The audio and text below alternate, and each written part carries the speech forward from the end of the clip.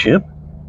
I'm driving my beautiful 650i, and I'm thinking I really need to go through this car because it's about to be turned back into a daily driver for my beautiful wife Shannon. She loves this car.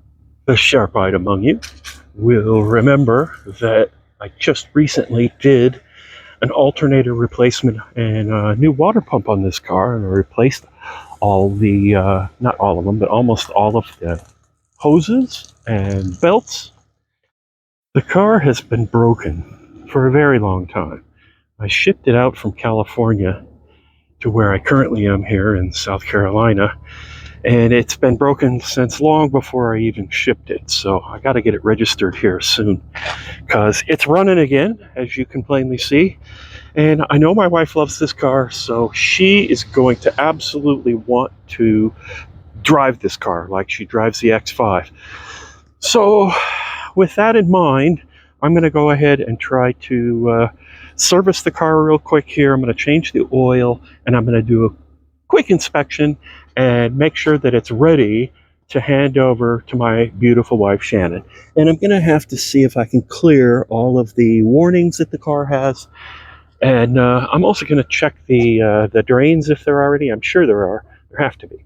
And I can feel some debris in there, so I'm going to check the sunroof drains, all that kind of stuff. First, I went and put some fresh 93 octane gas in the car. That'll help it quite a bit. I think the fuel that was in there was probably a couple years old, and there wasn't much. There was maybe an eighth of a tank left, so that's going to help a lot. I drove it about 15 miles on a nice circuit where I got it up to about 60 a couple times. It just drove wonderfully. The brake pedal is very soft. It seems to drop much further than I'd be comfortable with, so I have to look into that. The only warnings I got were low tire pressure, easy enough to check, and there is a small gold amber colored brake warning light on the dash, which I'm not exactly sure what that means, but I'm sure it has something to do with the spongy low riding brake pedal. It's not, it stops okay, it just seemed to drop a little too far.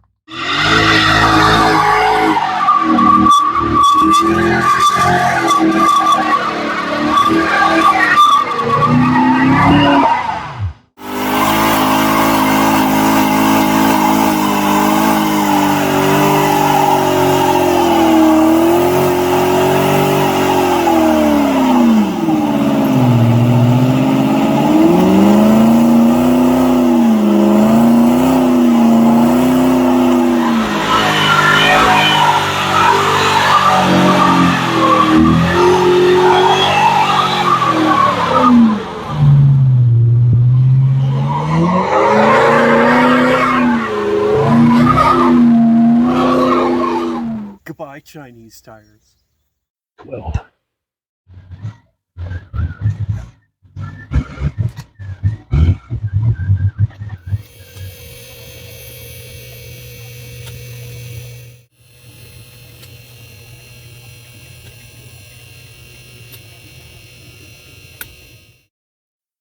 It gets pretty high now that I've got it where it's underneath the higher part of the ceiling. This is where it's at if I take it all the way up and then I let it back down just a little bit so it's right at the highest mechanical lock, as well as still has a little bit of hydraulic pressure on it along with the game. So I guess I'll trust it. Come on, Harbor Freight. Don't let the car down on me. Don't let me down. That's what I meant to say. This little cover plate here was missing. I had the oil service last done at a Valvoline store in the San Fernando Valley, and the drain plug, which you can see I removed there, there was no crush washer, and it was in super, super tight. Like, yeah, thanks a lot, Valvoline. Anyway, I'm going to now have to order a new plug with washer and wait for that to come for a few days. So meanwhile, we'll finish the rest of this inspection.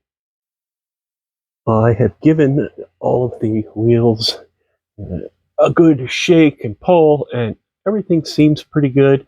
Seems pretty tight. All the ball joints are pretty good, and these front tires are almost brand new. I mean, they still have the little casting dimples haven't even worn off yet, so the front tires are good. Here is the real reason I'm being so mean to these back tires, is they are Nankang. They're made in Taiwan, and their date code is from 2016. So I just want them gone. I want to put some new, decent tires on the back, and just have these go. So I'm going to have to do a couple more burnouts and then call it a day on these guys. The rubber seals on the axles all look good. Yeah, will work. I was able to pull the oil filter cartridge out, and let's have a quick look at that. It says a Korean cartridge.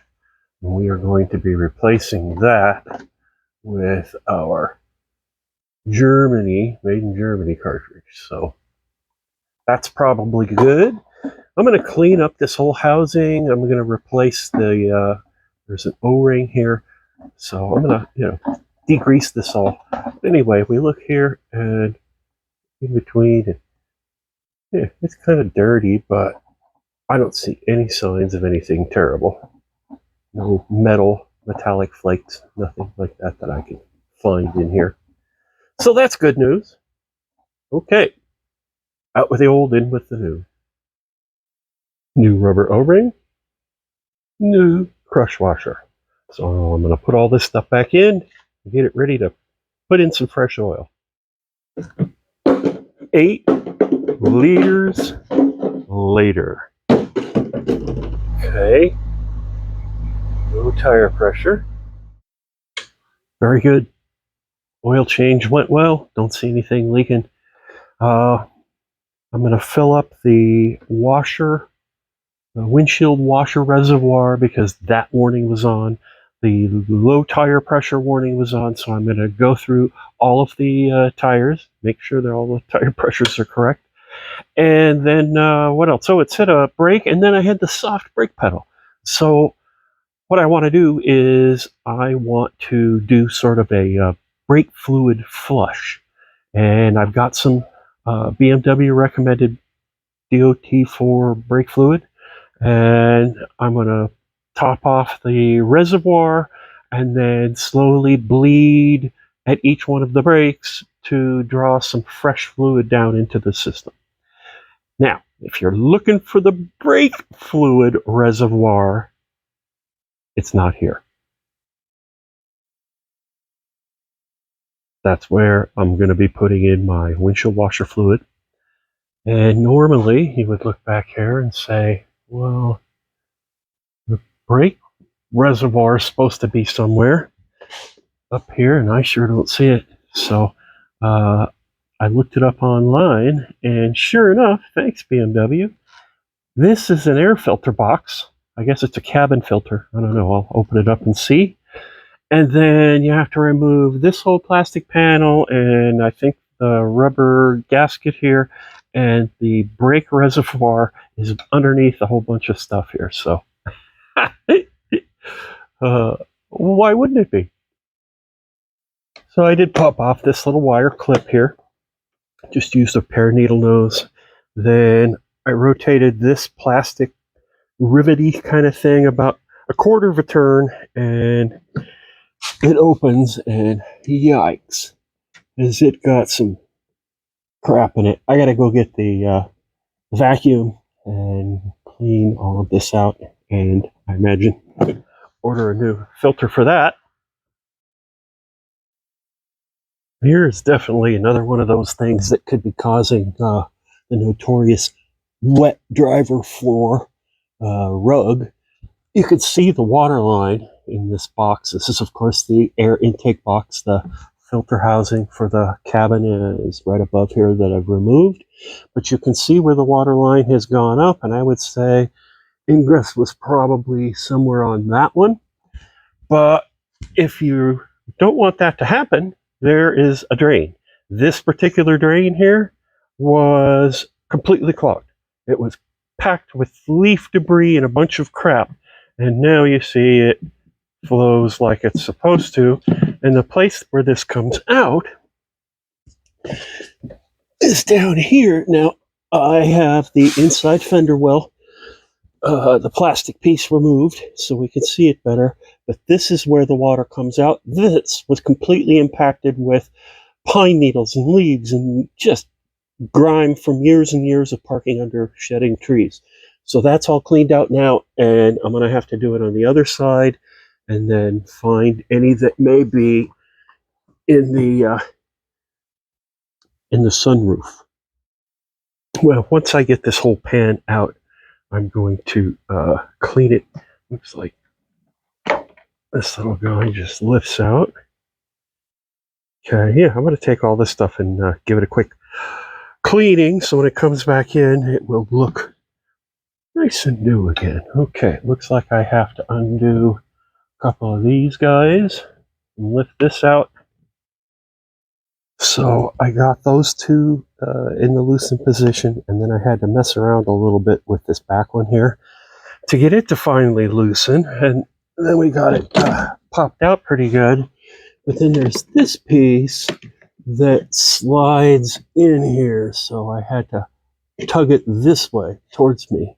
And then there's one more, and I think I should be able to lift out this whole tray. That's it. Out the whole pan comes.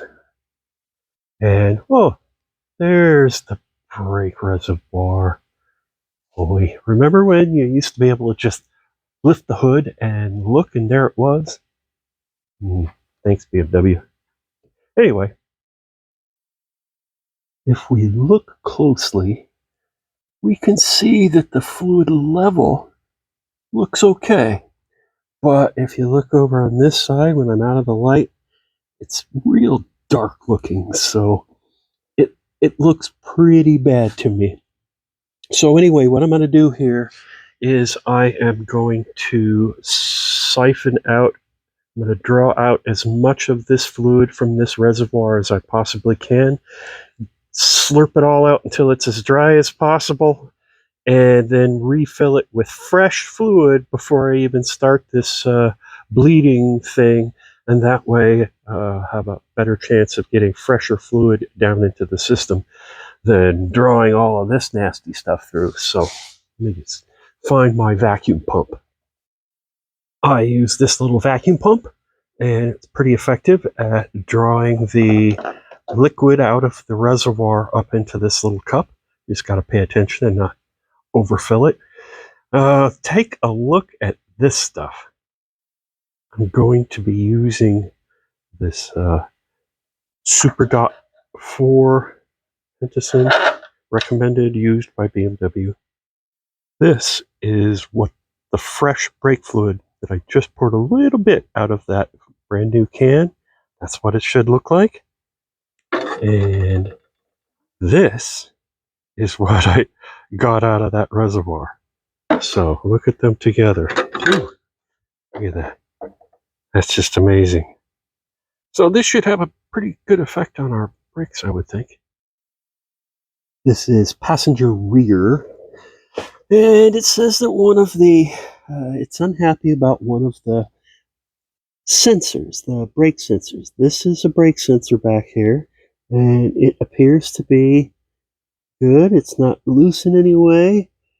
The wire does not appear to be compromised. It's routed properly, and it goes right up to this box here. The connection is in here, so let's open this box and see what the plug looks like. All right, it looks okay in there. So this one we're going to say, just on the eyeball test, is working okay. So now what I'm going to do is I'm going to pull this off. This is a little rubber cover, and it exposes the bleed valve.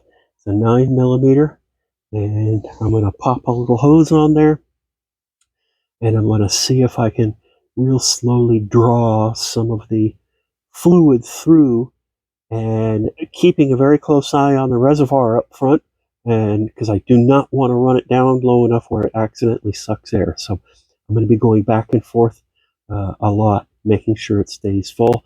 And I'm going to do that at every corner. I'm going to start with right rear, then I'll do left rear, then I'll do right front, then I'll do left front. And the rest of these brakes look okay. If you look down here, you can see there's plenty of meat left on the pads. These rotors are kind of funny. They're like slotted, vented, drilled, and they were probably a set of 4 were, $150 or something like that. Anyway, they work, they're not worked, and there's plenty of meat on the pads, so let's just see if we can get some good fluid into the system. This is the driver's side rear, and once again, plenty of meat on the pads. What's interesting on this side is I expect to see the sensor right back here, and there is no sensor at all. And I look up here where the plug would be, and that would be in this box, but there's no wiring going to it. There's a couple little brackets that aren't used, and then I pop the box, and it doesn't look like there's ever been the second connector in there. So I'm going to have to assume that this car only has a sensor on one side on the rear. That's what I guess. Last one, driver's side front, and right away here I see the sensor. There was not a sensor on the passenger side front, so apparently there's only one on each end, but looks like this fell out here. I'll have to use 2 hands and look into that, see if it just got knocked out, or if I can actually put it back in and still use it. Looks like it might be broken, so I might be replacing that. And last one, I'm going to pull this off and bleed a little bit out of this last corner, and we'll have fresher fluid in the system. I'm only getting a little bit out on each corner, and I'm using a very low amount of suction because I know this car it's not just a simple hydraulic brake system. It's got a bunch of anti-lock stuff and all that. So hopefully I'm not messing that up by doing it this way. Well, we're in here pretty far. Might as well get over here and check out. See that drain there? Those 4 little holes. Well, there's 5 little holes down at the bottom. You can see leaves. That's the drain. All the water that comes off the base of the windshield. Geez, it seems like that's not a very good design if that's actually the only drain. But anyway, I'm going to pull this box off. It looks like a little bit more of the quarter turn nuts, and looks like another wire thing there. So this is probably some other cabin filter, I would imagine. Let's have a look.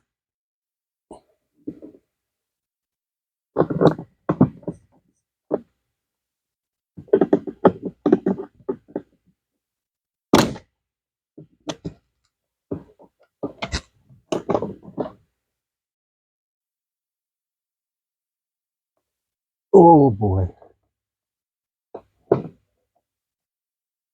Oh, yeah, that's pretty bad. Okay, everything's plugged up. Let me unplug this and lift the whole thing out of here. Yikes. A lot of crap in there. Don't park under trees. Look at the high water mark there. Yeah, this car has definitely had the wet floor a few times, it would appear. Okay, vacuum. I'm going to clean all that out. I'll pop this thing out and then see how plugged up the whole thing is. I'm sure it is. I think I'm going to pop the whole thing out like I did on the other side there and just really clean these really well. So this pan funnels all the water right down into that drain. If you look at this end, you see that's a drain duct that's got a little rubber flap on it that's supposed to keep critters and such from getting inside your dashboard. Well, let's go take a look at what this connects to. It connects to that duct right there. Look at that. It's completely clogged up with debris. So I'm going to have to clear that. I think that is it on the drains. I can't find any drains up here anywhere. I looked real close and I don't see where they start and I don't see where they come out. Normally I would expect them to come out somewhere, you know, like right here, and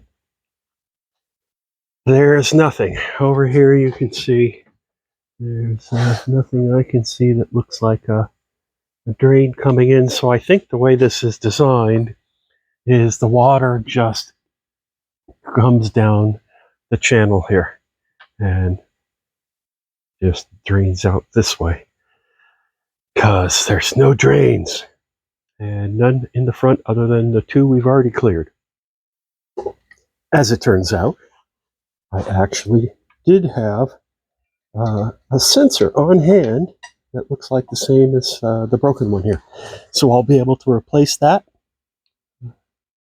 pressure wash all of my plastics, and get some cabin filters that actually fit.